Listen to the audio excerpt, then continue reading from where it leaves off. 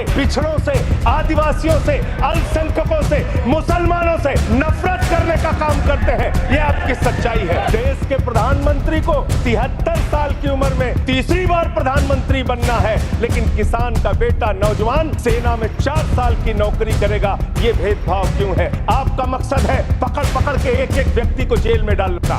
आपने दिल्ली के मुख्यमंत्री को, जिनकी शुगर 36 बार 50 से नीचे जा चुकी है, आपने दिल्ली के मुख्यमंत्री को पकड़ के जेल में डाल दिया। आप एक एक विपक्ष के नेता को पकड़ पकड़ के जेल में डालते हैं। आदरणीय नरेंद्र मोदी जी की सरकार अगली योजना लेके आएगी कि इस देश के नौजवानों को मुफ्त में 5 करोड़ कटोरा बांटा जाएगा। भीख मांगो योजना, भीख मांगो योजना लाने का काम ये लोग करेंगे। मान्यवर, इस देश में आपने अर्थव्यवस्था को लेकर कहा पांचवी बड़ी अर्थव्यवस्था है। वो 5वीं बड़ी अर्थव्यवस्था का लाभ किसको मिल रहा है? आपके चंद पूंजीपति मित्रों को, जिसका 16 लाख करोड़ रुपए आपने माफ किया, जो हजारों करोड़ लूटकर हिंदुस्तान से चले गए। मान्यवर, मैं बड़ी विनम्रता पूर्वक कहना चाहता हूं, मित्रों बड़ी डिलीटेड जी, डिफिकल्टी। ठीक है सर। मान्यवर, मैं बड़ी विनम्रता पूर्वक आपके माध्यम से पूछना चाहता हूं, क्या इस देश की अर्थव्यवस्था में रेहड़ी पटरी वालों का कोई योगदान नहीं? जो 10 करोड़ रेहड़ी पटरी वाले पूरे देश में हैं, उनका कोई योगदान नहीं है क्या? मान्यवर, वो भी सरकार को टैक्स भरते हैं। आपकी सरकार उनको भी फूटी आंख से देखना नहीं चाहती। आपने रेहड़ी पटरी वालों को कहा, अपने नाम के आगे नेम प्लेट लगाओ, अपने नाम के आगे नेम प्लेट लगाओ। हिंदुओं की, मुसलमान, दलितों के पीछे आदिवासी हो, क्या हो ये बताओ। मैं पूछना चाहता हूं, आपके माध्यम से सरकार के कहना चाहता हूं, मान्यवर, अगर नेम प्लेट लगवाना है तो लगवाइए गले में नेम प्लेट। नीरव मोदी के गले में नेम प्लेट लगवाइए कि 20,000 करोड़ रुपए हिंदुस्तान का वो बाकी है। लगवाइए नेम प्लेट। 10,000 करोड़ रुपए विजय माल्या हिंदुस्तान का बाकी है। लगवाइए नेम प्लेट गले में ललित मोदी के कि 3,000 करोड़ रुपए हिंदुस्तान का लूट के भाग गया। लगवाइए नेम प्लेट। मान्यवर, मैं कहना चाहता हूं नितिन संदेशरा के कि वो 6,000 करोड़ रुपए हिंदुस्तान का लूट के भाग गया। लगवाइए नेम प्लेट अडानी के कि 2.5 लाख करोड़ रुपए का कर्जा आपने एक आदमी को दे रखा है। लगवाइए नेम प्लेट उन पूंजीपतियों को जिन्होंने हिंदुस्तान की बैंकों को खाली करने का काम किया। मान्यवर, एक सेकंड।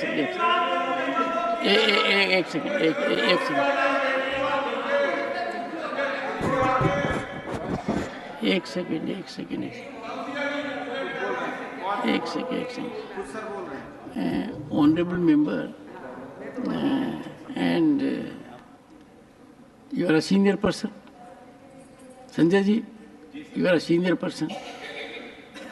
धारा प्रवाह में आप काफी कुछ कह गए फिगर्स के बारे में। बाकी तो you can make your point, no difficulty about it. One second.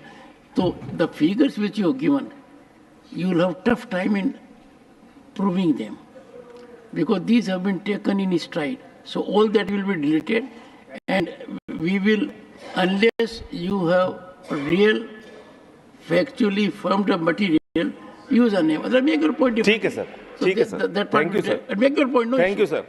मान्यवर, मैं तो ये कहना चाह रहा था आपके माध्यम से कि इस तरह के काम देश के अंदर नहीं होने चाहिए।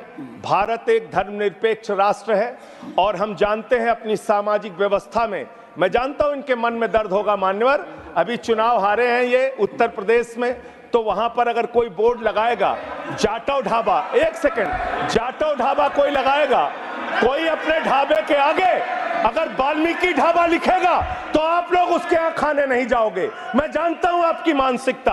आप वो लोग हैं जिन्होंने भारत के तत्कालीन राष्ट्रपति श्री रामनाथ कोविंद जी को प्रभु श्री राम के मंदिर के शिलान्यास में नहीं बुलाया। आप वो लोग हैं जिन्होंने मौजूदा राष्ट्रपति श्रीमती द्रौपदी मुर्मू जी को राम मंदिर के उद्घाटन में नहीं बुलाया। आप दलितों से, पिछड़ों से, आदिवासियों से, अल्पसंख्यकों से, मुसलमानों से नफरत करने का काम करते हैं। ये आपकी सच्चाई है। इसलिए नेम प्लेट मत लगवाइए। नेम प्लेट लगवाना है तो जिन्होंने देश की बैंकों को लूटा है उनका नेम प्लेट लगवाइए। और मान्यवर, मैं आपसे, आपके माध्यम से इस सरकार से कहना चाहता हूं, इनका बजट पड़ रहा था, मान्यवर, जेलों को भी इन्होंने कम बजट दिया। अरे जेल का बजट तो बढ़ा दीजिए, 300 करोड़ रुपए जेल का बजट बढ़ा दीजिए। अरे अभी हमको जेल में भेजा है, कल तुमको जेल में आना है, तुम सबको जेल में आना है। जेल का बजट बढ़ा दो, जेलों को ठीक कर दो, अगला नंबर तुम्हारा है, तुम्हें जेल में आना है, इसलिए कम से कम जेलों को तो ठीक कर दो, अगला नंबर तुम्हारा। मैं जेल के बजट पे बोल रहा हूँ मानवर, मैं जेल के बजट पे 1 सेकंड 300 करोड़ दिया, इनको जेल में आना है। 1 सेकंड सदन के नेताजी से मैं अनुरोध करूंगा कि ये बहुत मार्मिक अपील है जेल का बजट बढ़ाने के लिए, और इस पर आप गौर फरमाइए। धन्यवाद सर, धन्यवाद सर। ठीक है ना, धन्यवाद सर। एक पृष्ठभूमि भी है मान्यवर इसका ध्यान रखा जाएगा। अध्यक्ष महोदय, इन्होंने न्यायपालिकाओं के लिए जो बजट रखा वो नाकाफी है।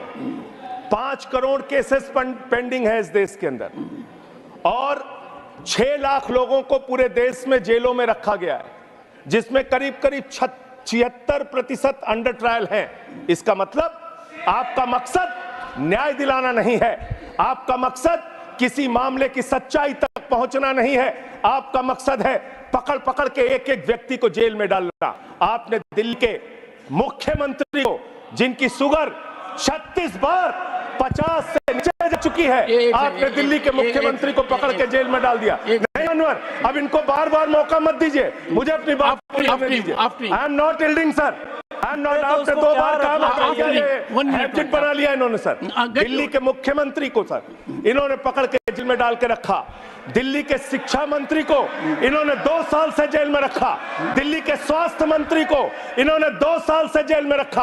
आप एक एक विपक्ष के नेता को पकड़ पकड़ के जेल में डालते हैं। हेमंत सोरेन को मुख्यमंत्री को जेल में आपने रखा, संजय रावत को जेल में रखा, अनिल देशमुख को जेल में रखा, सबको पकड़ पकड़ के आप जेल में रखते हैं। बंगाल के 3 मंत्रियों को आपने पकड़ के जेल में रखा। आपका मकसद ट्रायल कराना नहीं, न्याय दिलाना नहीं, आपका मकसद हम लोगों को पकड़ के जेल में रखना है। जितना जेल में डालोगे, मैं आपसे कहना चाहता हूं, जितना जेल में डालोगे उतना गर्त में जाओगे। जिसने भी ये राजनीति की है उसका समापन हो गया है। अभी 240 पे पहुंचे हो, कल 24 पे पहुंचोगे, इसके बाद 2 पे भी आओगे। मैं तो 1-2 मिनट और मैं बस अपनी बात खत्म करूंगा, मेरे टाइम से उसको काट लीजिएगा। मान्यवर, भेदभाव की बात, सबसे भेदभाव इनको करना है।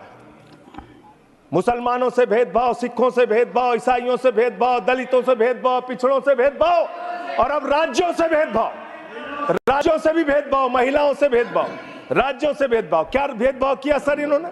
2,32,000 करोड़ रुपए, 2,32,000 करोड़ रुपए दिल्ली के लोगों ने सरकार के केंद्रीय खजाने में टैक्स के रूप में दिया, जीएसटी और इनकम टैक्स के रूप में। बदले में हमको कितना मिलता है? 0।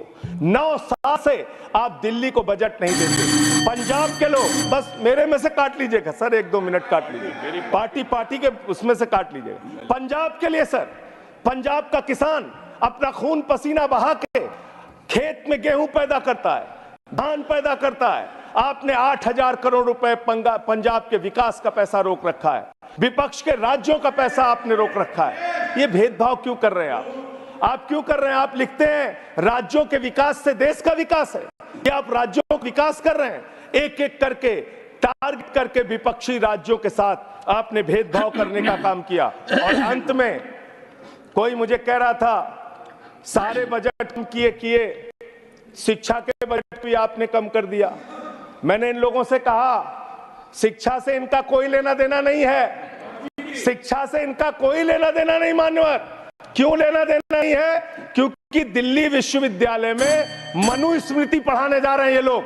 मनुस्मृति पढ़ाएंगे कि दलितों के, पिछड़ों के, जिनको आप शूद्र कहते हैं, अगर वो श्लोक सुन लेंगे तो उनके कान में पारा आप कैसे डालेंगे? ये पढ़ाई आप कराने जा रहे हैं दिल्ली विश्वविद्यालय में, ये पढ़ाई आप कराने जा रहे हैं। इसलिए मान्यवर, मैं आपसे यही कहना चाहता हूं, ये बजट हिंदुस्तान के किसान के खिलाफ है, ये बजट हिंदुस्तान के नौजवान के खिलाफ है, ये बजट हिंदुस्तान के व्यापारियों के खिलाफ है। ये बजट सिर्फ और सिर्फ मोदी जी के मित्रों के लिए बनाया गया है, मित्रों के लिए बनाया गया है, मित्रों के लिए बनाया गया।